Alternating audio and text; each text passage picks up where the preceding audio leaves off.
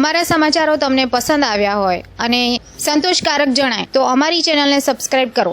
આજે દમણ ખાતે આવેલા નાની દમણ વિસ્તારમાં ધોબી તળાવ જતા માર્ગ ઉપર દેના બેંકની બાજુમાં પ્રશાસન દ્વારા જેસીબીના સહારે ખોદકામનું કાર્ય ચાલી રહ્યું હતું। ત્યારે બપોરે 2 થી 2.5 કલાક દરમિયાન જે સમયે પીડબ્લ્યુડીના પાણી પુરવઠો દ્વારા શહેરમાં પાણી પાઇપલાઇન વડે લોકોને આપવામાં આવે છે તે સમયે જેસીબીએ પાણીની લાઇનમાં ભંગાણ કરતા લાખો લીટર પીવાનું પાણી ગટરમાં વહી જતા જોવા મળ્યું હતું। સ્થાનિક રહેવાસીઓમાં આક્રોશ ફેલાયો હતો કે પ્રશાસન કામ કરે પરંતુ સાવચેતી રાખીને કાર્ય કરે, કારણ કે ભર ઉનાળે જે હાલમાં પાણીની ભારે તંગી જોવા મળી રહી છે ત્યારે આ પ્રકારની બેદરકારીના કારણે લાખો લીટર પાણીનો ખોટી રીતે બગાડ થઈ રહ્યો છે, જેના લીધે લોકોને તકલીફ પડી રહી છે।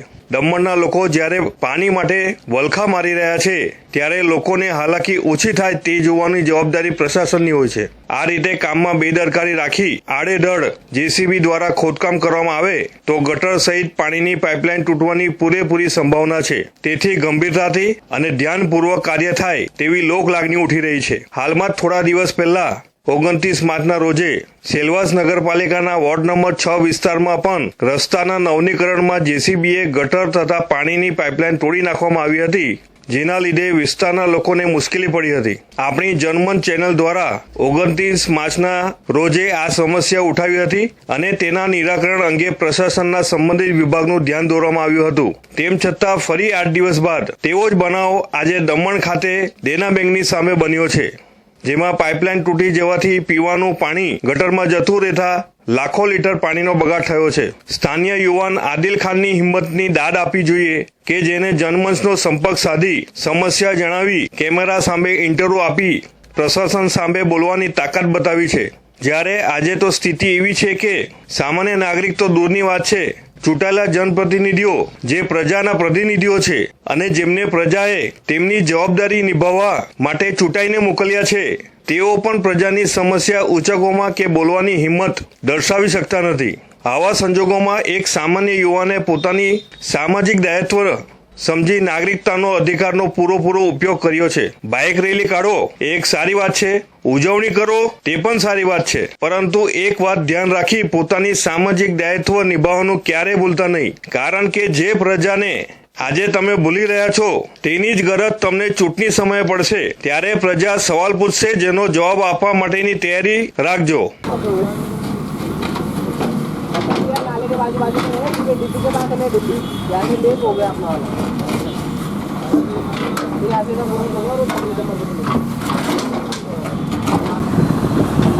एक्चुअली હું છે ને અહીંથી જઈ રહ્યો હતો।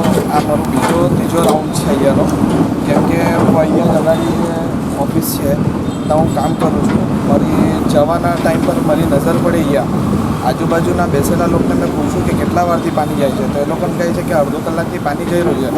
એ બી તદ્દન સાચી વાત છે કે અડધો કલાકથી હું રાઉન્ડ મારી રહ્યો છું અને પાણી જઈ રહ્યું છે। હવે ગરમીની હાલત એવી છે કે તેના બાજુમાં જ તમે જોઈ શકો દેના બેંકવાળી બિલ્ડિંગ છે, એના બાજુમાં એક બિલ્ડિંગ છે, તે બેઉ બિલ્ડિંગમાં તદ્દન પાણીની તકલીફ છે ને એ જ આધારે બીજા બધા એરિયા બી છે જેમાં પાણીની તકલીફ એટલી છે કે હમણાં તમે અગર જો આ રીતે કામ કરશો, કેમ કે હવે ચોમાસું બી નજીક આવી રહ્યું છે, ચોમાસાને બી વધારે ટાઈમ દૂર નથી ને તમે એ ટાઈમ પર અગર જો ગટરનું કામ ચાલુ કરો ને પાઇપલાઇન ફાટે તો એનું જિમ્મેદાર કોણ?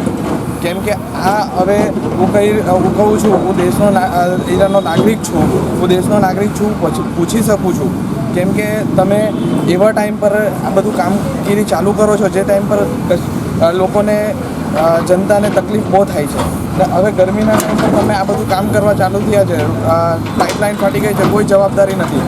તમારા પાસે બીજો બી ઓપ્શન છે, તમે માણસ લોકોને લગાવીને ખોદાવીને કોલાડીથી આ જે ખોદવાનો સામાન આવે છે, કામગીરીના સામાન આવે છે, તેનાથી બી ખોદાવી શકો છો। જ્યાં જોઈતા તમે બુલડોઝર માડીને પાઇપલાઇન ફોડી નાખો, કાતે ગટર લાઇન તોડી નાખો, કંઈ બી તોડી નાખો। આ દમણની જનતાઓને તકલીફ નહીં તો શું છે? તમે મને જવાબ આપો કે આ તકલીફ નહીં તો શું છે? કેમ કે અમને હાલાત એટલા છે કે ગરમીના હાલાત કે હવે અહીંથી જરાક આપણે બસ સ્ટોપ સુધી જઈએ તો આપણને પ્યાસથી મારે આપણે એ થઈ જાય, એકદમ આપણે હાંફવા લાગે છે। તો આ આટલી મોટી લાઈન ફાટી ગઈ, તેનું જવાબદાર કોણ?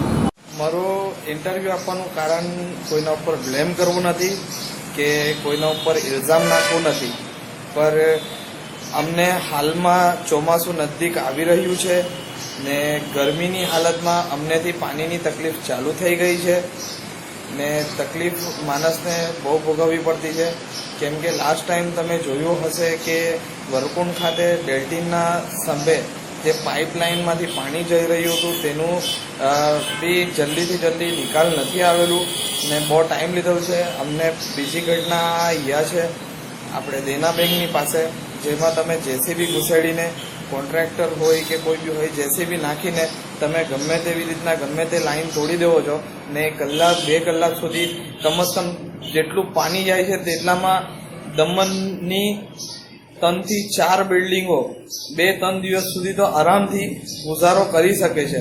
તેટલું પાણી તો તમે એમ જ જવા દેવો છો. તો મારું કહેવાનું એ છે કે કામ કરો, સાવચેતીથી કરો ને અગર જો તમારાથી કંઈ ગલતી થઈ હોય તો એને જલ્દી નિકાલ કરો. અડધો કલાક 1 કલાક સુધી પાણી જાય છે તે અમને ગવારા નથી.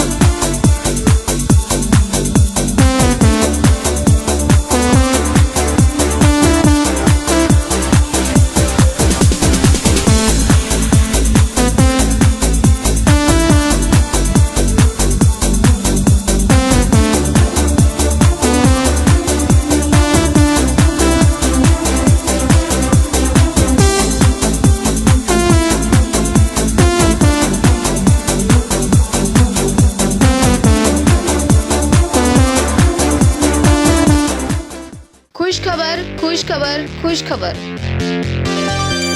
હવે દમણના લોકોએ વાપી જવાની જરૂર પડશે નહીં.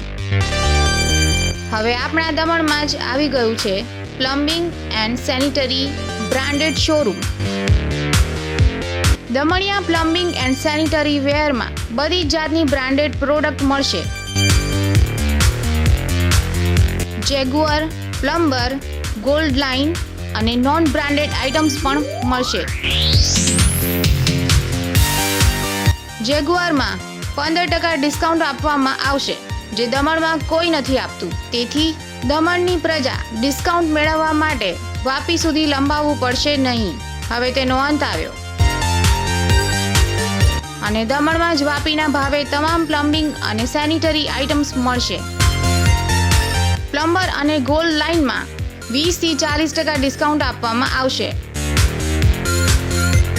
અમારે ત્યાં રીઝનેબલ ભાવમાં કામ કરી આપશે એવા પ્લમ્બરની સુવિધા પણ આપવામાં આવે છે. Damania plumbing and sanitary ware next to HDFC bank near mini bus stand, 3 બત્તી, નાની દમણ. દમણ, સેલવાસ અને આજુબાજુના વિસ્તારની સમસ્યાઓ જનમંચને જણાવી શકો છો. અમારી મેલ આઈડી janmanch11@gmail.com.